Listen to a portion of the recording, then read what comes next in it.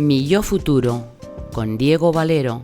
Síguenos en Spotify, iVoox y Apple Podcast.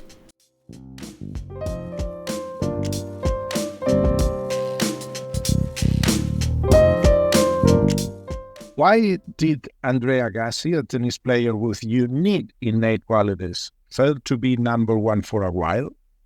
Why did Google offer all kinds of social benefit to its employees, but they didn't use them? Katy, can you explain this to us?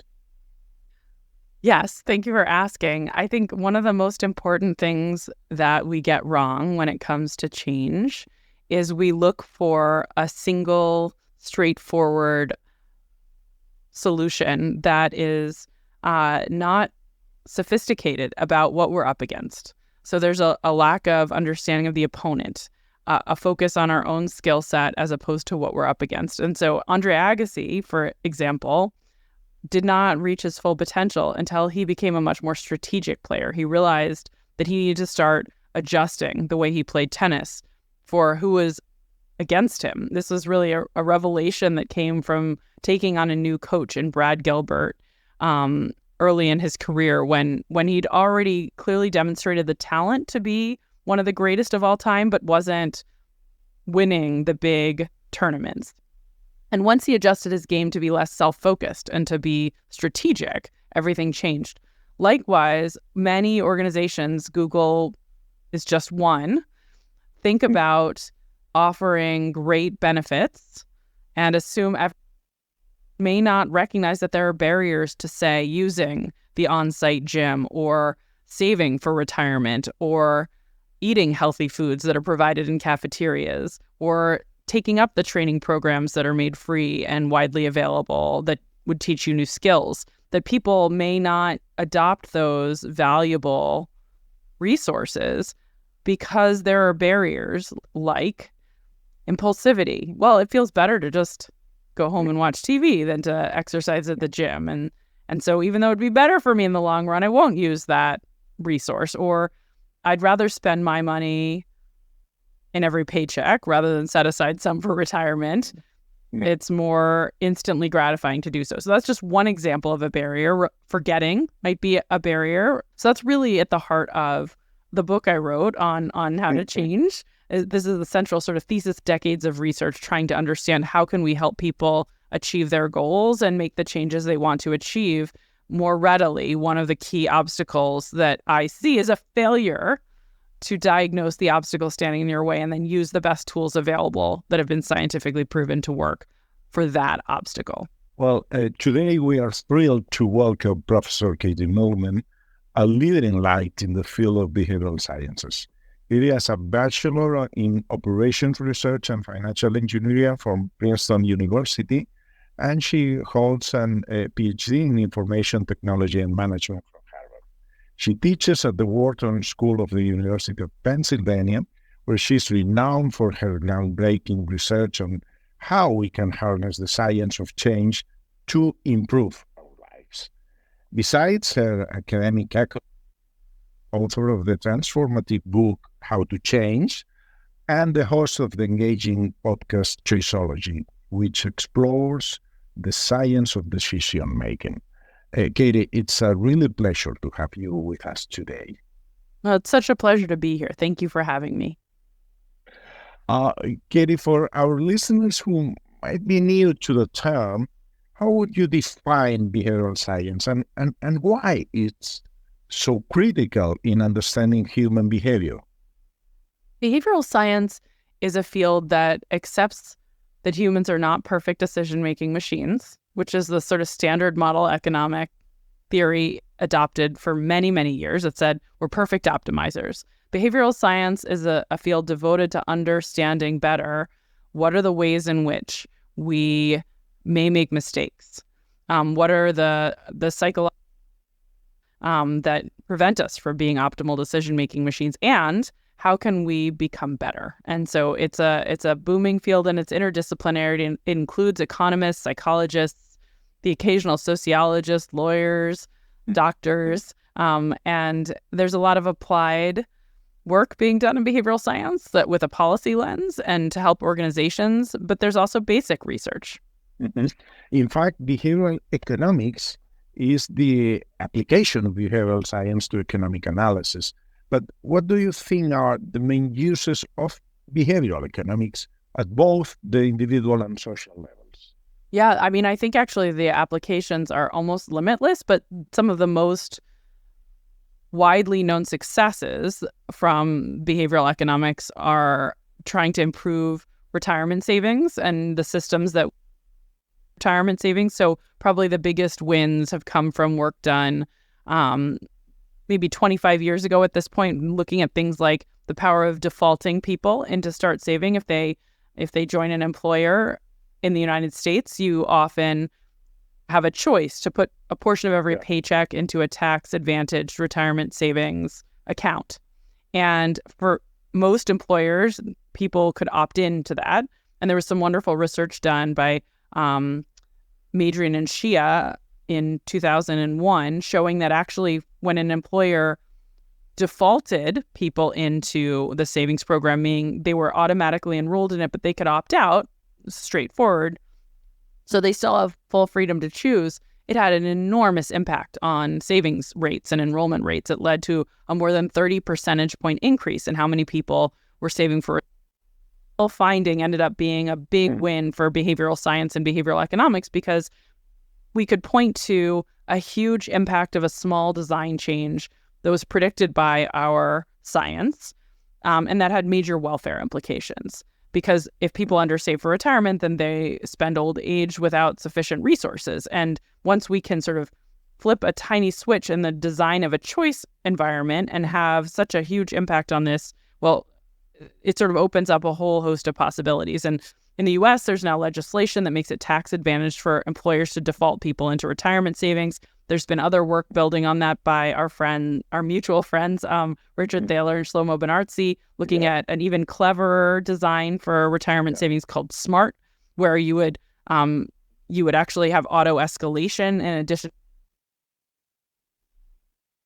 contributing increases over time. This can be really valuable if those increases are linked to when you get raises, and it really doesn't feel painful to see your paycheck isn't actually going down when you start saving more, and people love that. So once we start understanding the way people make decisions, we can have these big wins in the policy domain, like making retirement savings more appetizing. And we've also seen wins in the healthcare space as well. So I'd say the biggest policy implications have been in things like savings and trying to help people make better decisions about everything from exercise to medication adherence to vaccine adoption.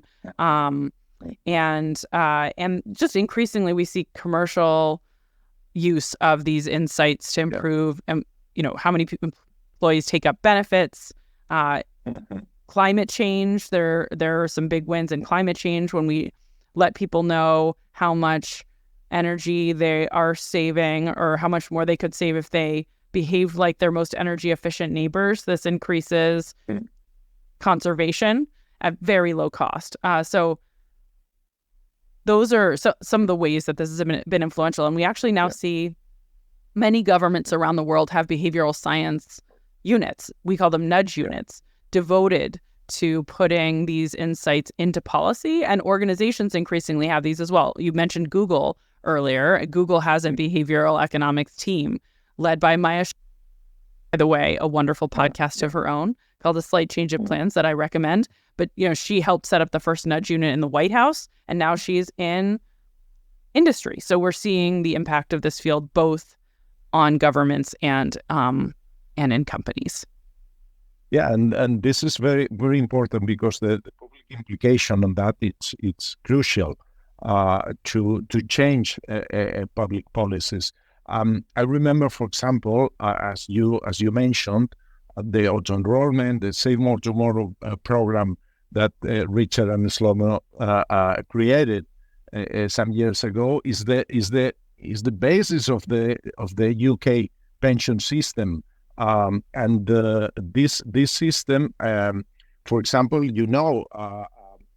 increased from 30% of employees asset plan to close a little bit more than 90% in just 10 years. So it's incredible that. So I we agree with you, of course, on that. Let's talk about your podcast. I heard you speak with Richard Thaler about the Hotel California effect.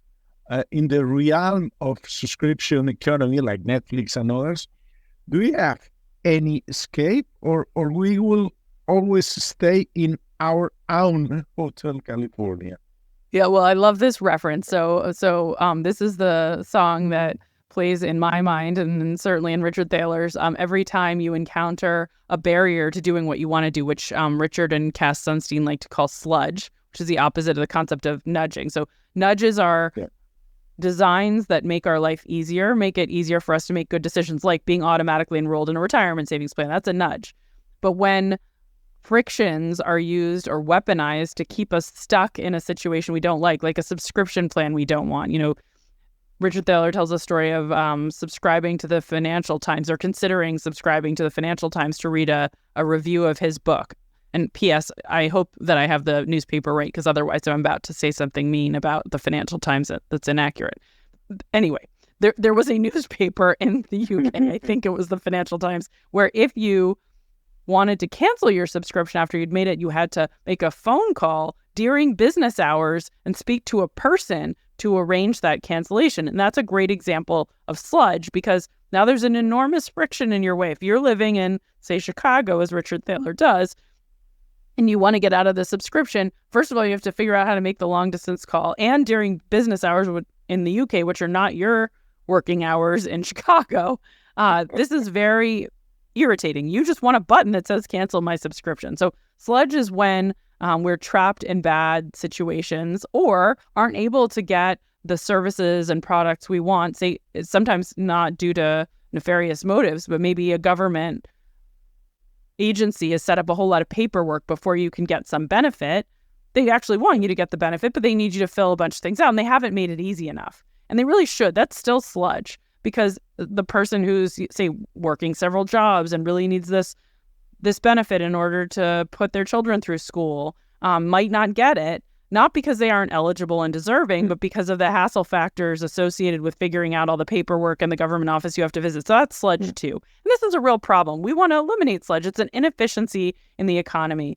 It's an inefficiency when it means good government programs aren't being used by the people who could benefit from them, and we aren't seeing the returns we want to see. It's also harmful when it's being weaponized by corporations to trap us in contracts we don't want, or prevent us from getting the services we desire. So I think it's a really important thing to recognize. Most of behavioral science focuses on how can we use insights from our field to make people's lives better and to improve welfare. But increasingly also, those insights can be used against us to reduce welfare. And we want to be alert to that, regulate against it, and prevent it whenever possible. Yeah, in fact, there is many things, plenty of sludges. By the way, for example, you can know a real sludge if you try to use any web page of the government, for example. It's terrible.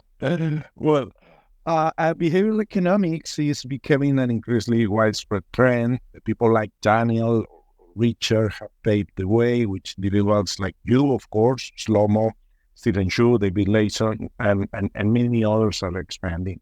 And companies, as you said, are starting to apply behavioral economics in this program. The governments have established, you said as well, nudge units. Is this unstoppable? I hope so. I think at this point it's unstoppable, because I do think organizations and governments are doing their best to serve individuals. And when new insights arise that work, then adoption is natural, right? This is how markets work. And we've generated enough insights at this point that there's really value in taking them up. The other thing that's interesting and useful about these insights is they tend to be very low cost. So you may not, for instance, be able to convince everyone who's not comfortable getting a vaccine to get one by sending a text message reminder at the right moment with the right wording based on behavioral science that communicates effectively about it. But at almost zero cost, you can significantly increase the number of people getting a vaccine with these kinds of better, I remind you so that you don't forget. I make it simple for you to schedule by suggesting a date and time that I know have worked for you in the past. And that lightens the load and the burden. And so when we see these kinds of things work, I think it's hard to imagine rolling back the curtain to a time when behavioral insights weren't embedded in organizations or governments, that they add value, and I think they'll continue to do so and continue to grow. Okay, let's move, if you don't mind, onto your last book, How to Change, that I strongly recommend. When my son plays video games, he doesn't leave a screen unfinished. And I think that's very common. Playing, besides being fun, is as well a behavioral tool. Can you tell us what gamification is used for in behavioral sciences? Yes, absolutely. So one of the most important tools for change is making things fun. So a lot of the things that we know we should do that are good for us in the long run, unfortunately, are not enjoyable. The ones that we procrastinate on tend to be things that in the moment won't bring us the same gratification that they will at a delay. So savings is an example. We've been talking about that, but you can think about, eating your fruits and vegetables maybe doesn't just hit the same. It's not as delicious maybe as having French fries and the burger. And exercise isn't as fun as sitting and watching TV. Once we recognize that one of the barriers to a lot of the behaviors we aspire to pursue is that they are not pleasant in the moment, a very simple solution presents itself, which is how can we make them more fun? How can we make it more instantly gratifying so that even though we are what's called present biased, which means we overweight instant gratification relative to those long-term rewards, and this can lead us to undersave, underinvest in our health, and so on. If we can change the dynamics, there's big opportunities. So gamification is one way of doing that. If you can make it more fun by gamifying an experience, gamifying taking more steps on a given day, or learning your math, learning about trigonometry. If we can gamify that, then maybe people won't delay the activity as much. And that is indeed what some of the research suggests. There's some really wonderful research by Ayelet Fishbach at the University of Chicago and Caitlin Woolley at Cornell that I particularly love, showing a very simple set of experiments where if people are nudged to try to pursue their goals in ways that are as efficient and effective as possible, you actually end up seeing less persistence than if they're nudged to pursue them in the most fun way possible, which seems counterintuitive. You'd think we should always pursue goals efficiently and we'll see better results. But think about something like exercise. If I encourage you to do the most efficient exercise to hit your goal of getting in shape, you might pick a really painful workout on, say, a Stairmaster that's miserable. And once you've done it once, you will never return because it was such a bad experience. But if I instead encourage you to do something fun, you might go to a Zumba class with a friend and have a great time. And maybe you burn slightly fewer calories and got not quite as far along on your goal of getting fit, but you're going to come back again tomorrow. And so net, you're better off. And that's sort of a key idea here, and gamification aligns with that as well. It might reduce productivity ever so slightly at a given point in time if we're a little distracted or have something else going on, but actually we may persist longer, work longer hours, stay with the trigonometry homework when there's a game element that makes it more enjoyable, and so on. Yeah, got it. Let me share a secret with you. I have a passion for the stories of Troy, and perhaps that's why I like to explain in some of my talks the brilliant idea of Odysseus to hear the song of the sirens, avoiding heading to certain death, but not giving up hearing their delightful song. But we are not all as brilliant as Odysseus. However, if Homer had known you, he would have described the commitment devices in the Odyssey. Katy, what are they, these commitment devices, and what are they used for? And do they work? Yes. First of all, yes, they work. Second, what are they? A commitment device is a tool that you voluntarily adopt that actually constrains your future choices in a way that aligns behavior with goals. They're actually very counterintuitive when you hear about them. You'd say, why would anyone do this? So an example of a commitment device would be putting your money into an account that you cannot take it out of until you reached a predetermined savings goal or date, and not getting a higher interest rate on that account rather than a flexible one. People would say, why would you do that? This is an inferior account. It should, if it pays the same interest rate as a standard account where you have liquid assets, this is insane. It turns out, however, that it's not insane because it helps people avoid the temptation to take their money and spend it on a shiny new gadget when they have a big savings goal that's more important to them in the long run. So that temptation is eliminated. Another example of a commitment device, and a very different type of commitment device, would actually be, it's sort of like the opposite because I just talked about trying to save. But if you think about putting money on the line that you will have to forfeit if you say don't quit smoking successfully by a certain date, that is another commitment device. You're literally putting a fine on your future self if you don't achieve your goal. And that increased penalty may make you more thoughtful about smoking a cigarette. And actually what research shows is that things like locked bank accounts and cash commitments just access to them dramatically increases our likelihood of success. Just being offered a savings account that's locked increased people's savings by 80% year over year. And that's with many declining to adopt it. Just having a way to put money on the line that you'd have to forfeit if you didn't pass a nicotine or cotinine urine test if you were a smoker increased your quit rate by 30% over 6 months. So these are very powerful tools, but a lot of us don't have the insight that we want to use them because who would want to sign up for fines or penalties or restrictions, right? It sounds very funny. But it's if we think about this challenge of present bias where we have different instant impulses that are not aligned with our long-term goals and we know about it, there's two approaches we can take to try to solve the problem and reach our long-term goals. One is find a way to make it more instantly gratifying to do the thing that's good for you. You can think of that as a gamification approach, or I've studied something called temptation bundling, where you link temptations and let yourself enjoy them only when pursuing I can only binge watch my favorite TV show while I'm exercising. Now workouts are fun. So that's one approach, is the sort of, you can think of it as the carrot, make it more enjoyable. And the other is the stick approach, and that's the commitment device, where I say, I'm going to find myself or prevent myself from making mistakes. I'm going to make it more costly to go with my impulses. And so even if I am present biased and do care more about now than later, those fines and constraints will actually fix this misalignment and lead me to make the right choices. So there's these two solutions we have basically to the same problem. There are two sides of the same coin, and they can prevent bad outcomes from befalling us. Okay. After reading you, Katy, I understood why, after giving a talk, there are quite a few people who say that I say something I didn't say, or even people who attribute to themselves reasoning that I have presented in the talk. If we forget half the information after 20 minutes, well, in the case of my talks, it's not very relevant, to be honest, but what do behavioral sciences suggest we do?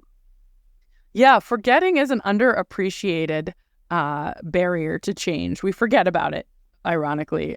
So most people don't expect that they'll need reminders to follow through on important goals. They're sure that it will be top of mind at the moment when it needs to be. And then if you look at why, for instance, people who plan to vote in the United States say they don't vote, half of them say, I forgot. Medication adherence, many issues are ascribed to forgetting. People want to take their meds often and simply there's oversight in the critical moment. And if it's a medication that requires really regular daily adherence, this is a huge deal. There's a wonderful study that was done with tuberculosis patients for whom taking medication regularly is absolutely critical to recovery, showing simple tools of reminders could be enormously valuable, but people tend not to appreciate their need for these kinds of tools. So in addition to trying to structure your life in a way that you will receive reminders for critical things and rely on those digital tools, putting things in your calendar. Yes, you think you'll remember, but you won't. We can also think about this in terms of the way we structure situations for the people we care about. So if you're a manager or a parent, it turns out nagging is one of the most valuable services you can provide to the people you work with, and making sure that reminders are timely, right? You don't want to remind your spouse to pick up the milk on the way home. If we forget information we've received within moments, you want to send them a text reminder right as you know they're leaving the office. Don't forget to pick up the milk, and schedule reminders for yourself in the same way. We also have done some research on a tool called Reminders Through Association, where if you don't have access to something like knowledge of exactly when I need to take an action, so I'll put it in my calendar and then my calendar will beep at me in this moment. Sometimes that's not possible, right? You might not literally know when you'll next encounter the opportunity that you want to be sure you take advantage of. Then you might want to think about a reminder through association. And this is thinking of something noticeable in the environment that can cue you to take an action. And you can make plans that are based on cues. And this is another way to ensure you follow through. So think through the date and time when you will, say, get a vaccine or vote, and prompting people to make plans where they specify where will I do it, when will I do it, how will I get there, dramatically increases follow through, both by leading us to put things in our calendars, but also by embedding those plans more deeply in memory, making us feel like we've gone back on a commitment to ourselves, and as opposed to a vague intention when we don't follow through. And also by potentially increasing a sense that there's sort of a hypocrisy there. So reminders can be valuable, but also we can use these kinds of plans and cues in order to succeed. And there's wonderful research showing just asking somebody right before they go or shortly before election day, when will you vote, where will you vote, how will you get there, increases voter turnout. The same set of questions increases the likelihood that people will get vaccinated, because that concrete specificity is necessary to reduce forgetting. You explain in your book how to change how the response that occurs in our brain from neuroscience when we develop habits. Can you help us to understand the relevance of habits and how we can introduce new ones and or change old ones, habits? Yeah, no, absolutely. Habits are actually formed more simply than I certainly initially would have imagined when starting to read this literature. It really is just repetition of an action in ideally in a consistent type of environment and with rewards associated. So it's not that different than, how do you learn an instrument? You sit down and you practice over and over and over again. But with a habit, ideally, there's some positive feedback after the behavior that leads you to keep wanting to do it, right? Like drinking a cup of coffee every morning, you get that. The positive is you get that, the warm taste, but also your brain sort of lights up and you start feeling perky, and quickly that becomes a habit because you're getting that reward and you do it more in a consistent environment. We can be deliberate about forming habits, trying to create consistency around, I'm going to repeat this behavior over and over again. I'm going to find a way to reward myself, whether it's by telling someone I did it and celebrating, or giving myself some small treat afterwards. But one really important thing that my research found that I found surprising but important to know about habit is that too much rigidity in that startup phase when you're trying to build a habit can be harmful. So say you want to build a habit around exercising. We've talked a little bit about exercising before, so let's go there again. It's a commonly desired habit. People want to be regular exercisers. If you think, okay, I want to plan to exercise at exactly the same time every day, I will always be a 7 a.m. workout person. Yeah. You might think that's ideal, right? Then you reward yourself. You have consistency. You're going to develop a routine, and you're really going to be a 7 a.m. exerciser. Well, we ran a large randomized controlled trial with 2,500 employees, actually at Google, where we offered different rewards and played with different ways of trying to build a habit for them.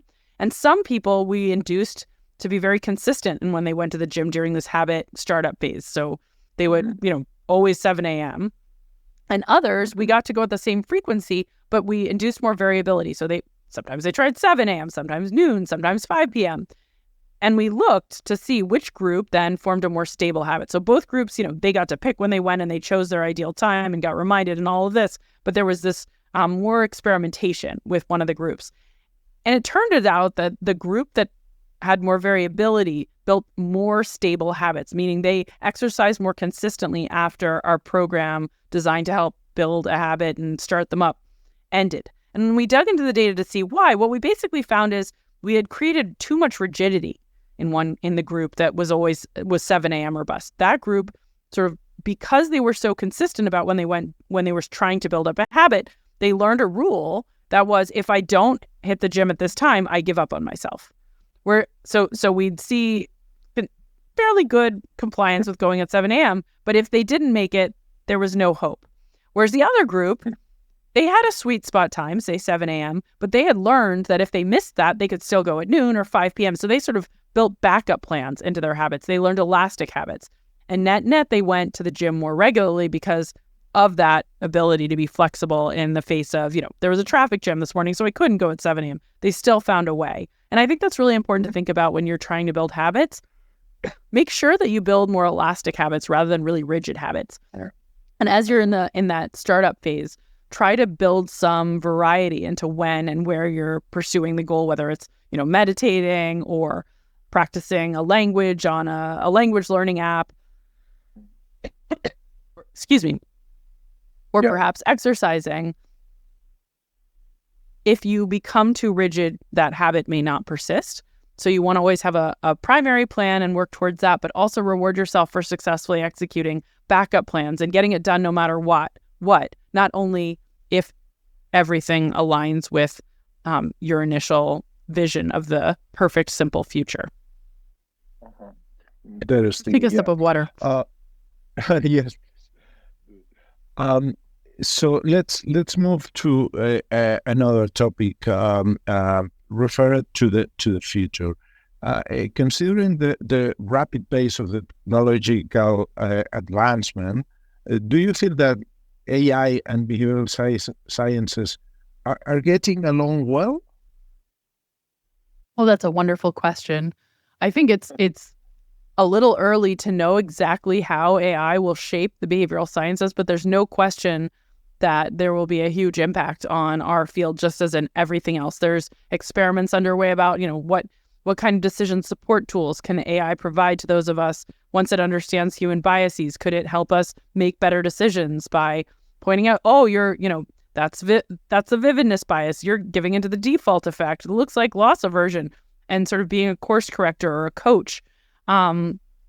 Also, there's a lot of questions about, does AI have our biases baked in? So early versions of large language models seem to exhibit the exact same human biases that trip us up, as opposed to making optimal decisions. And there were a lot of fun memes on the internet showing AI tripping up on all of these systematic errors that humans have been shown to exhibit. So AI could exacerbate the degree of bias as well. But then we have to think about that. And the nice thing about an AI system is you have the opportunity to go in and fix it, whereas the brain is a little harder to retune. So my expectation is that those biases that plagued early LLMs are likely to be removed. And then we're likely to see big benefits from decision support tools where human decisions have largely been biased in the past and difficult to debias. We may have new opportunities.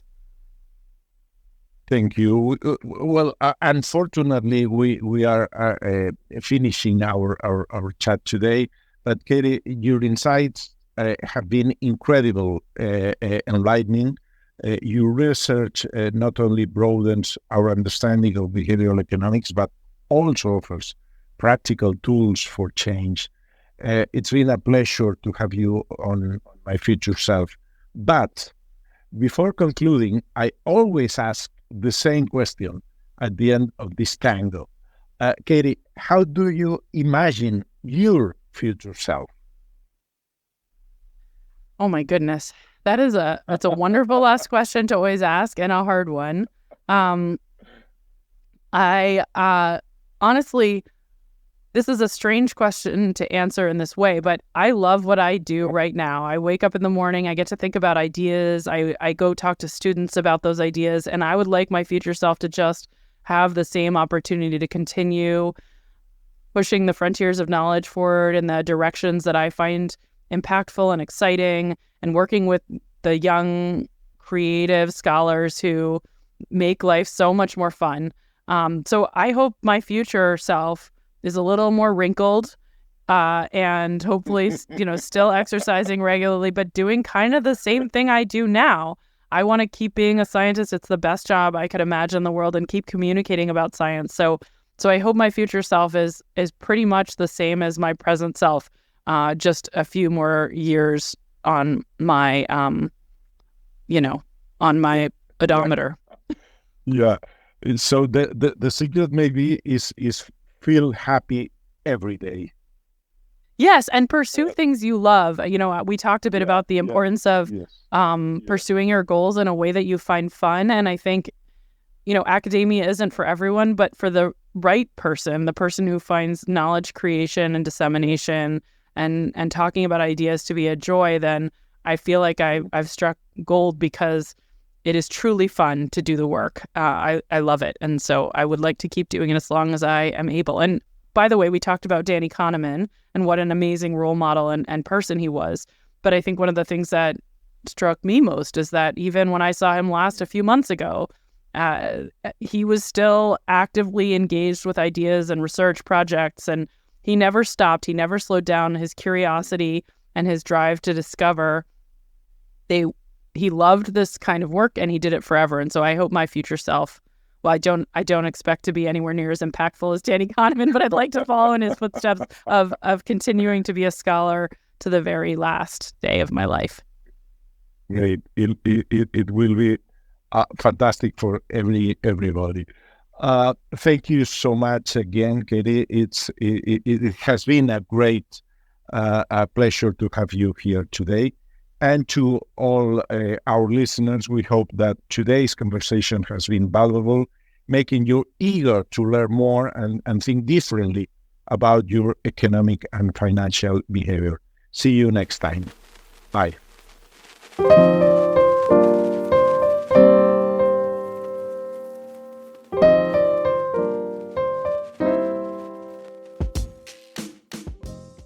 Mi Yo Futuro, con Diego Valero.